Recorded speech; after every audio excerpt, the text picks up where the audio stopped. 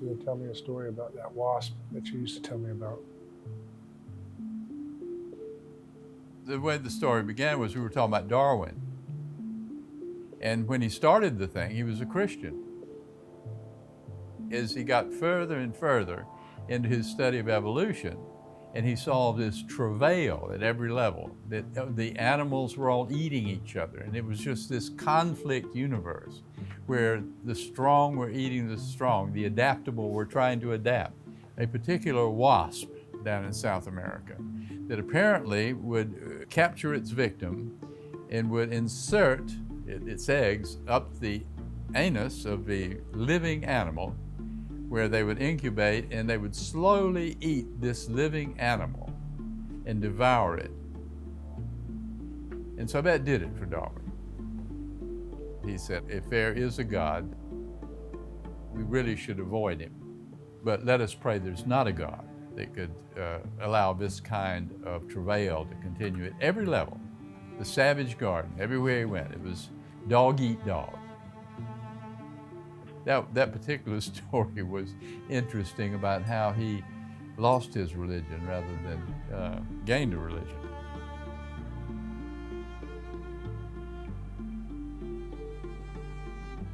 The warfare state has been a constant since at least the Roman Empire, and probably before that.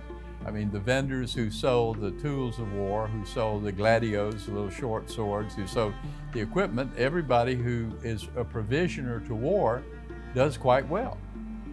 I mean, there is a warfare economy, or economy based on war, and it is lucrative for a certain group of people. I think there's a profit in it. And what happens is that profit corrupts the political institutions. And the nice thing about war is that it uses up the munitions. You got to replace them. Oh, Smedley Butler, he says it's a racket, right? General Smedley Butler, the most decorated Marine, two medals of honor. When he got out, he just lowered the boom on the whole military complex. But what bothers me about Smedley is he didn't do it when he was in office, when he was a general. He waited until everything was until his pension was secure and his career was secure, and then he spoke out. I mean, that's what you see today. People don't speak out when they're in there, very few do, and then they get out and they blast the thing, but they don't turn over their rice bowl. We seem to have a kind of apathy about all the sanctions that starve millions of people around the world, and the wars that we never seem to leave and come home from. So how do you make sense of that? I mean, it's just weird to me. I think, David, I mean, the wars have become abstract to Joe Smith on the street, really. America, the concern is getting out, making your living, working 9 to 5, coming home, watching your favorite TV thing on Netflix. And you're so tired out, you just don't have time to be intellectually involved in a war that's 7,000 or 8,000 miles away. I mean, everything around your home is quiet, sanguine, wonderful. I mean, you're just not involved. In the old days, or the Vietnam War, I guess, the last time when we had a draft, and then you would see your kids being dragged off to war. They didn't want to go, or the kids next door, or bodies coming back in. You just don't see that anymore. I mean, the whole nature of the military-industrial complex has become very far away from the general person on the street, in my opinion. And so the public just doesn't see it. But yet here's this right in the middle of the burgeoning city of Tampa, Florida, is Special Operations Forces, Joint Special Operations Command, JSOC, I think it's called. I had a friend that worked in that when I was in college, and he said he would just go in and he would man some of those drones and clock out and go get Dunkin' Donuts and clock back in and man some more drones shooting terrorists. I know, it's surreal. I mean, you know, you go in there, you blow up a whole village, right? You come out, you have a little Coca-Cola, Chinese, and you drive back home, and on the way it says, you drive safely, don't go over 40 miles an hour. Here you've just destroyed something. Yeah, caution school children walking, right? After you just took out a village. Absolutely. I mean, what could be more clinical? I mean, it's like, here's a good analogy. You know, you go to the grocery store and you go get a nice piece of steak like this. It's nicely packaged, it's wonderful, it's displayed. It's attractive. Take it home. Don't even think about the agony, Darwin's agony right there before you. I mean, we're just eating all these little animals. Very interesting. I mean, the irony is just overwhelming. And I don't think people think about it. They should think about it, I mean, quite frankly, from a very pragmatic point of view, if someone did make a mistake and there was a war, I think CENTCOM would be in the top 3 targets. I mean, it would be if I was targeting.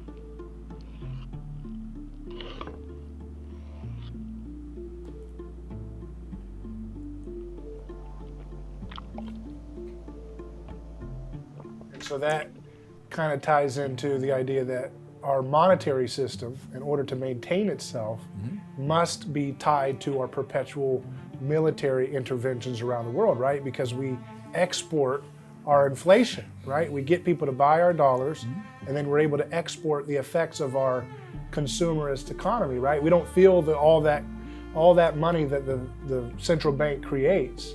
We don't feel that in the terms of rising prices and inflation, because so many people buy our dollars because we are the world's policemen. So we're a military-backed currency, world reserve currency.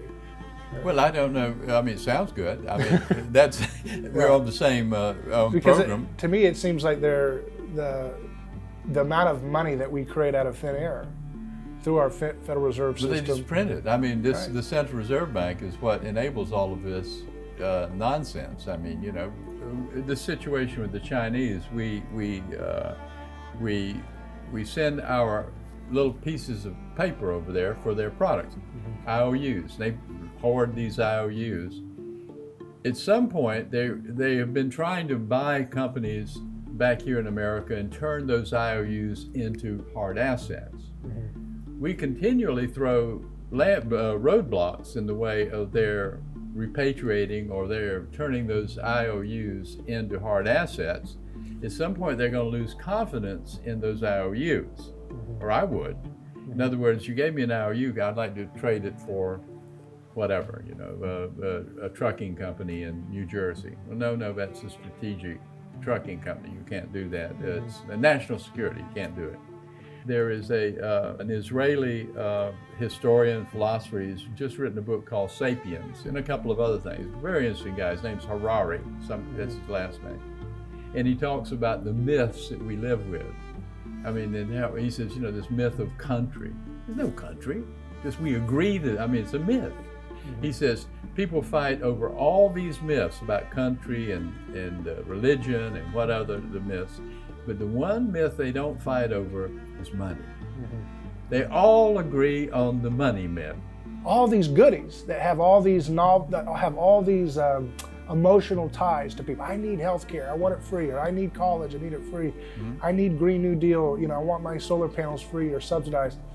All those things are going to require skin in the game in order for us to afford these free things, and that's going to require people around the world receiving the poverty of sanctions, starvation, of people being in a chaotic regime change scenario, in order for us to clamp down on anyone who says, I don't want to trade my energy on dollars, I want to go to another currency. Yeah, but see, it goes back. I mean, they are the abattoir. That's where all the slaughtering is being done, and we're getting our stuff here packaged. Right. We don't see all that. Right.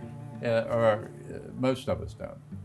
So many people, in the at least on-camera consensus, is that, of course you need government. If you didn't have government, you'd have the wild, wild west of violent gangs. And yet, they know that that governments operate as a violent gang mechanism. That they see human beings as their cattle, as their turf, and there are certain resources within that territory, and that we're one of those commodities. Our labor, our service, our creativity. They get to skim off some of the top. Absolutely. And in exchange, they tell us, well, you need us because we'll keep you safe from the robber, the terrorist, right? But they're really bad at doing that. They're terrible. Really, so they sell us their myth.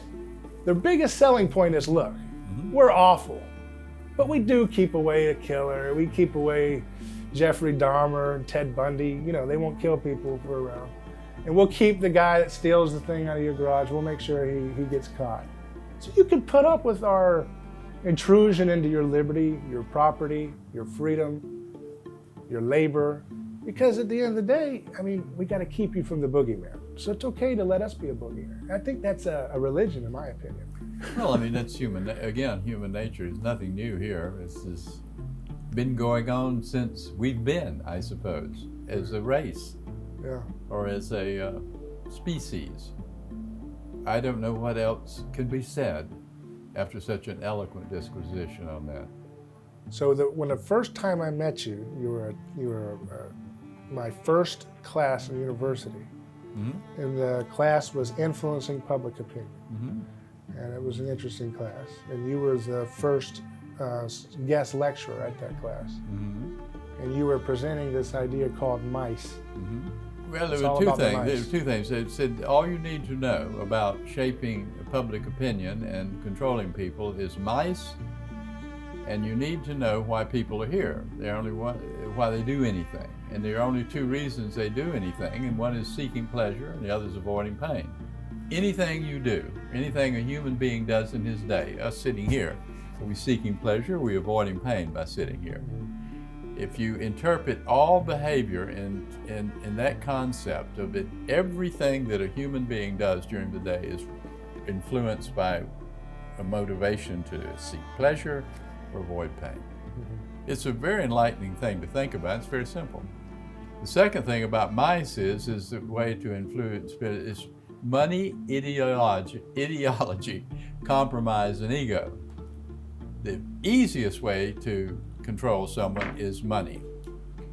If that doesn't work, then you move to ideology.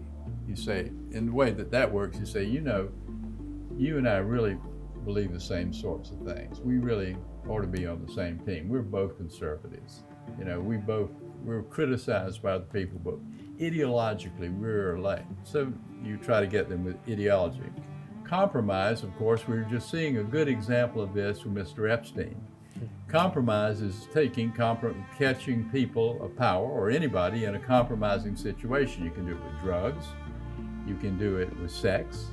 Sex is probably because sex runs our universe. And then ego. And the ego is, you're the smartest man that I've ever met. You're absolutely, in my life, I have met some people, but you absolutely have an insight that transcends anything, that sort of thing. Mm-hmm. But money, ideology, compromise, and ego. And with those mice, you can control almost any social situation.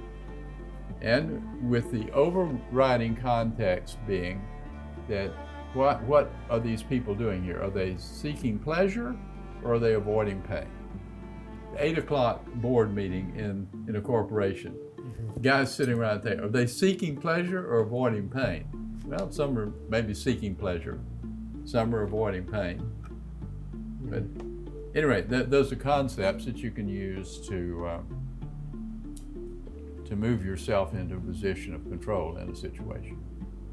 One of the things that's always been interesting about you is that you've seen a lot of dark stuff. You've seen the underbelly of what moves, a lot of relationships in the world, Mm-hmm. and governments, politics. Mm-hmm. But your demeanor is relatively chipper. You're You're the most cheerful nihilist I've ever met. Perhaps being forewarned is forearmed. Mm-hmm. I know what's coming, Mm-hmm. and I see it, and it just doesn't particularly bother me.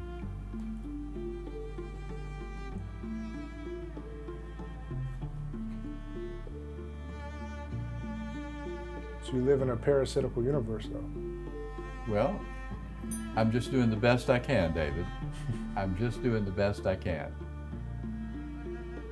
I'm always interested in the environment that I live in. I'm a future liver. I'm always looking forward to the future. I've never been a person to look back on the past and miss or lament the past. But it seems more like a movie that was a nice movie that we saw. And I'm very much attuned every morning to getting up and looking at the future.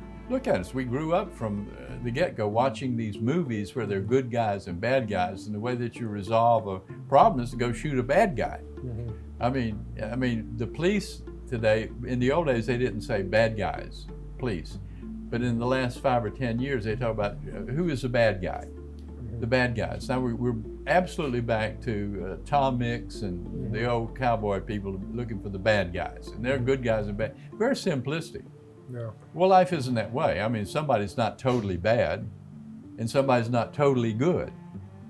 But we have absolutely simplified it down to a point where we rationalize this kind of very vicious behavior. Show me the bad guy. Who's the perp? Who's the bad? I mean, we've just dehumanized humans. This is we're desensitized. I mean, never in my life would there come a time when people were actually discussing whether torture was okay or not. I mean, it's one of those issues that if it's like touching a red hot skillet, if your finger doesn't come immediately back from it, if you don't recoil from that idea, I don't know what to say to you, because I was very disappointed by the public's reaction to the revelations of torture and abuse and that I sort think of they thing. have moved a little bit. And we still got Guantanamo. That's still open. Please, please. I mean, and they're expanding and enhancing it. What hope is there, right? When you see that, it's no wonder people are giving up the faith. Well, look, I'm a person who does have faith, but I understand that it's a miracle that people still hold on to it in some ways, that take it seriously, because I think there's almost an act of worship in rejecting the caricature of God that's presented in the public square by so many people who pretend to represent Him. Well, there's every day you get up and there's so many little hypocrisies in life. I mean, you just sort of it's enough to make you crazy if you weren't crazy to start with. I mean, there's so many contradictions and so many, and that is one of the things. I mean, the Christian, supposedly a Christian nation, can be the most violent on the planet. Yeah. The most violent. Why is that? I don't know, David. Is it messianic? Is it that I think it's because we use the word Jesus as a stand-in to worship America itself. America as the shining city on a hill. It's our messianic savior, you know. And that's not unique to us. I mean, the Romans, when they went off to another land, right? Yeah. They said we're gonna show them the Roman way. Goodness, it's parasite after parasite. There's no good guys in the Middle East history. Darwin was right. But yet, how do you look? The thing that's a mystery about you is that you really believe that, but yet you have such a you love life. You have a good time with it. So I mean, how do you hold those two in tension? We're born into this situation. It's just a scramble. I mean, you're dropped in as a baby, and you just scramble. My life has just been a scramble. It's just been a tumble. I've tumbled from here to there, to here to there. I mean, how my life has gotten to this point, I have no idea. And I don't think it was intentional. I just think it's what occurred. And, I have a theory that the reason that babies cry, when they're born, is because they realize this crap storm they've been born into. Because they were something else before that. Before they were babies, the life source was somewhere. I think that's not arguable. It was somewhere, and then it came and there was this synapse, and then you have a baby. So the babies, for just one moment, it's like waking up from a dream. You remember you had that dream, and everything was perfect. It was wonderful, and then all of a sudden, whap! You wake up and you're in this thing, so you cry. Yeah. And it also, they still remember their immortality in that form, and they know that they're going to die in this. The moment they're born, they start dying. So that's why babies cry. That's my secret. It's almost as if we were given this body to be tortured, because only in this corporeal sense can you feel all this pain, can you feel all this frustration, can you be coerced back and forth. The Matrix. We're in the Matrix. But we had to be in this form, and again, this gets back to, hopefully, the creation of the Darwin thing. Anything that would design this is kind of interesting. I mean, you want to stay out of its way, right? But I also think that the future is going to be better. I do think better. And when I say better, it's a selfish thing for me. I think it's going to be good for me. I'm not sure about humanity. They got to do the best they can. Well, about 12 years ago, I met Prince Ermias, His Highness, who is the President of Crown Council of Ethiopia. he was interested in me doing for him what I'd done for other people. So I have basically, since I've been retired, and since he tends to be one of my primary, if not my only customer. His Highness Prince Ermias is President of the Crown Council of Ethiopia.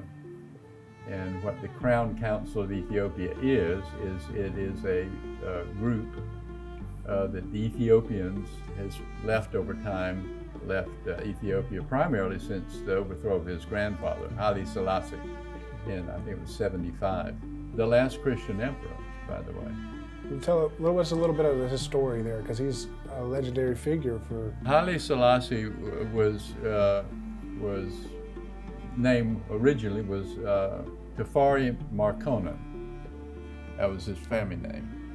Then he achieved he was apparently a prodigy and very good at managing people, and he was assigned the title of Ras, which is like general or knight or someone who is a governor or whatever.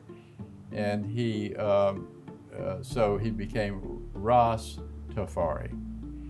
And of course, there's a Rastafarian faith now, Rastafari, and it's named after Haile Selassie. The story is that his family line goes back to Solomon and Sheba. And the story is she goes over and meets him. And he is very persuasive and persuades her to adopt basically Judaism, and came back to somewhere in Ethiopia, the story goes. And apparently she and King Solomon were very close because she was pregnant when she came back from meeting with Solomon, and she had the beginning of the lineal dynasty of Ethiopia. From what I understand, Emperor Haile Selassie was the hero for a lot of anti-colonialism in Africa. Yes, he was the spark plug for forcing out the colonial powers in Kenya. He trained Nelson Mandela. Also, Haile Selassie was a spark plug behind the African Union, and the African Union headquarters is in Addis Ababa in Ethiopia. He introduced universities in Ethiopia for the people, free universities, and they became hotbeds of communist takeover, and that was the impetus for the revolution that finally ran him out of power and killed him. The Mengistu, the Red Terror. Which is kind of like the French Revolution there. It's kind of a similar pattern, and the Russian Revolution where the king becomes a sacrificial scapegoat kind of deal. But Haile Selassie's was based on benevolence. And it's not quite the same thing as the French Revolution, people were pretty much kept in not impoverished, but there's the same revolutionary spirit, is what I'm saying. Same revolutionary spirit, right, from students. To kill the kings. Students are where these things come from, ideas, the fomenting of ideas, a hotbed of ideas. Yeah. What I've understood, a lot of the revolutionary movements, both the nationalist and socialist varieties that swept Europe and I guess around the world eventually, were funded by wealthy elites. It was not some kind of spontaneous barroom revolution from the bottom up, but they had a lot of these revolutionary movements were very much products of wealthy elites looking to shake things up a bit for their own benefit, right? Well, perhaps to get a better grip, to get a little bit more. The Ethiopian experience was particularly puzzling because, quite frankly, Haile Selassie had been an absolute giant or go-between between Western powers in Africa, and Haile Selassie traveled the world. He was given ticker tape parades by Johnson and Kennedy. That was primarily because of the strategic nature and location of Ethiopia, and more particularly Eritrea, which is a part of Ethiopia at that time. And in Eritrea, apparently there was, in that area, geographical area, there was some stratospheric or some sort of environmental anomaly that allowed a listening post, electronic listening post, to be able to listen directly to Moscow, to bounce the signals directly and catch transmissions from Moscow. And so consequently, the United States negotiated a big lease on a base in Eritrea and was paying a very large sum to Haile Selassie every year for that. The Russians, of course, are the communists, and it's not clear who really fomented the communist revolution, if the students themselves became infatuated with the idea of communism, or if it was in fact pushed or inspired. But then, then we have the situation where Castro comes down and helps with the situation there. And the interesting thing was America, who was opposing Russia on every front when they reach out, did nothing to help Emperor Haile Selassie. They just looked the other way, kind of deal. Looked the other way. Looked the other way. Sausage and foreign policy, U.S. foreign policy. The two things you never want to see how they're made. Yeah. So what do you think the future of Ethiopia is going to be like? I mean, what's on the horizon? Well, it's interesting. The Chinese are the Chinese are a major power in Africa now. I mean, and this is a difference in foreign policy. The Chinese come in, they have something that they're interested in a country. They don't get involved in the politics. They don't try to dictate anything. They just come in and make a deal. Now, America comes in, on the other hand, the first thing you want to hear about is, we want to give some military aid. So, I mean, but the Chinese have come in. They have a very modern, in Addis Ababa, they have a very modern urban mass rail system, transporting people around. They have just now, not just now, but in the last 24 months, 36 months, they have finished a railroad from Addis Ababa to Djibouti. So, they're spending a lot of money. They're involved in the commerce, and ironically, the Chinese are using Ethiopian labor because it apparently is cheaper now, as I understand, than the Chinese labor. So they're all coming from cheap labor. The Indians are in India. I understand some Turks are in. The Saudis are in buying land because they want to have, everyone is in buying agricultural land because it's a pretty fertile and arable deal. So what do I think is going to happen? I don't know. The big thing right now is the Renaissance Dam. The Renaissance Dam, about 85 to 90% of the water of the Nile River comes from Lake Tanya in Ethiopia. That's the source. Ethiopia is damming the outflow from Lake Tanya to harvest hydroelectric power, which they have or pre-sold to Kenya and I think to Tanzania and that sort of thing. But of course, the people downriver, there are about 250 million people downriver, in Sudan and Egypt, that are very concerned about that flow of water and what's going to happen to it when the dam closes its gates. I don't think they should be concerned. What I think is going to occur is that the water flow is going to be normalized rather than this flood-drought system. They're going to keep it up in the reservoir of Lake Tanya and release it at a constant rate. The new President Abiy, who is we're very encouraged with, who seems to be a very progressive, can-do sort of guy, likable even, is been to Egypt and told him that, I swear that we will not do one thing to hurt you, but the Egyptians are still doubtful. Some people whisper in their ears to upset them. I mean, who knows what political machinations are going on behind the scenes. Well, America is playing intervention catch-up. I mean, the Chinese were in doing business. They weren't intervening, they were doing business, making deals for rare earths, for resources, for oil, farmland. labor. I mean, they're making deals. And, Donald Trump says, I want to make deals. I want to make a deal. Got to make deals. I mean, to my way of thinking, going in and giving military arms to those people, or to any people, is not a good thing. There was a big faction in the United States. It was not at all for the white government in South Africa to capitulate to black rule.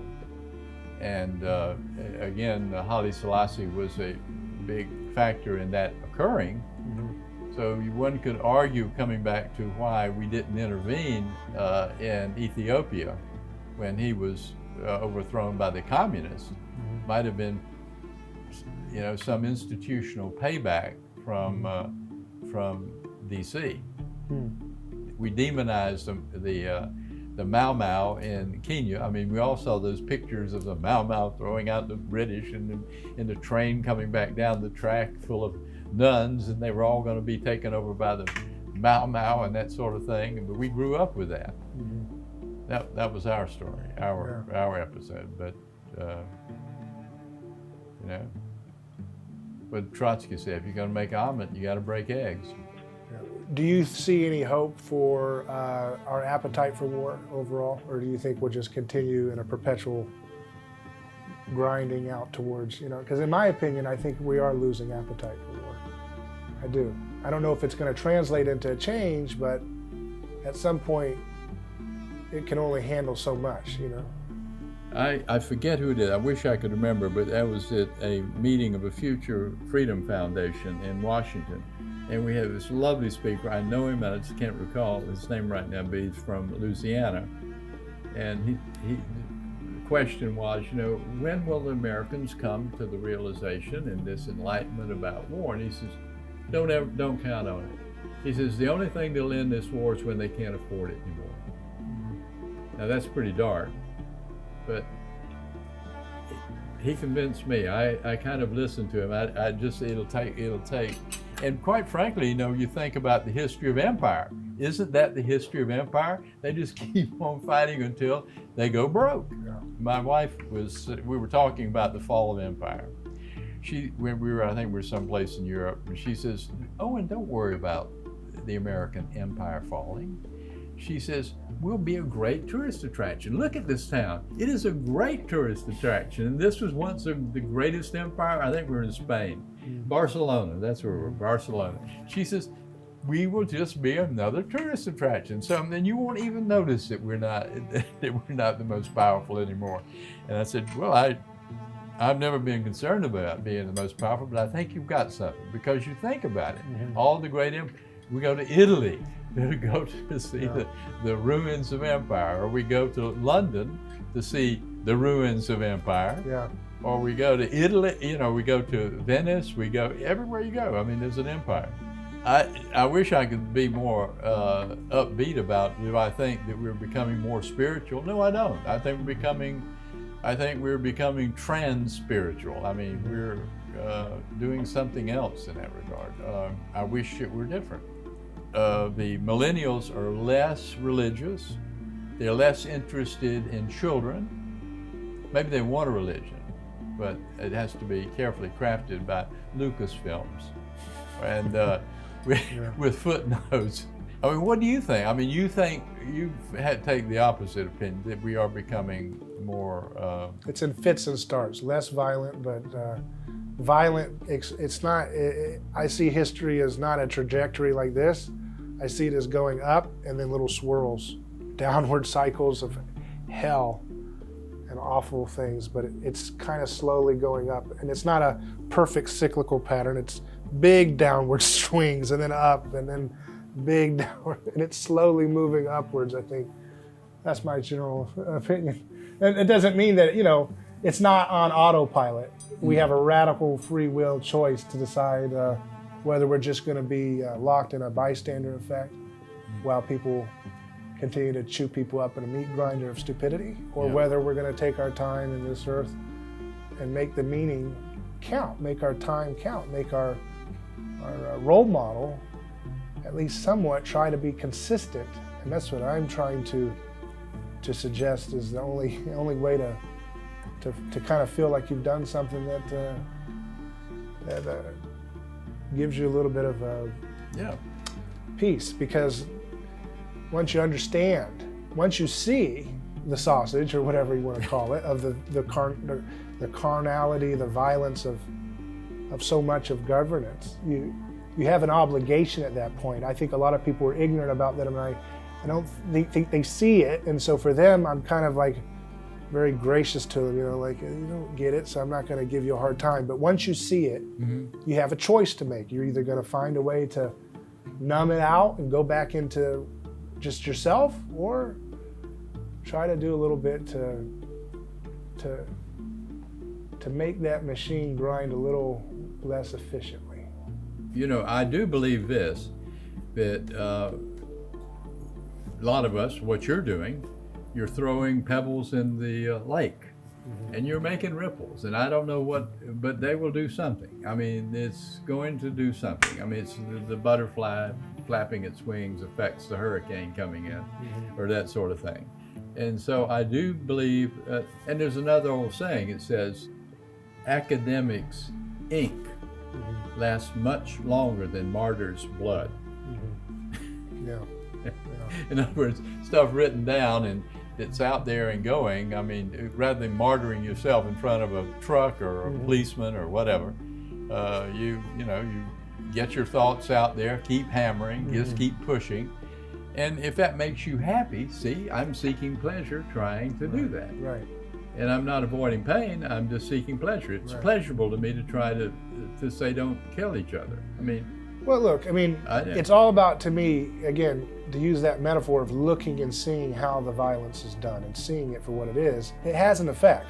You have to show the victim of these acts of evil, and when you show the victim enough, just show those people's stories and let them speak as if they're alive. Speak, if they're not with us, then the story will speak for itself, and then when we share it to others.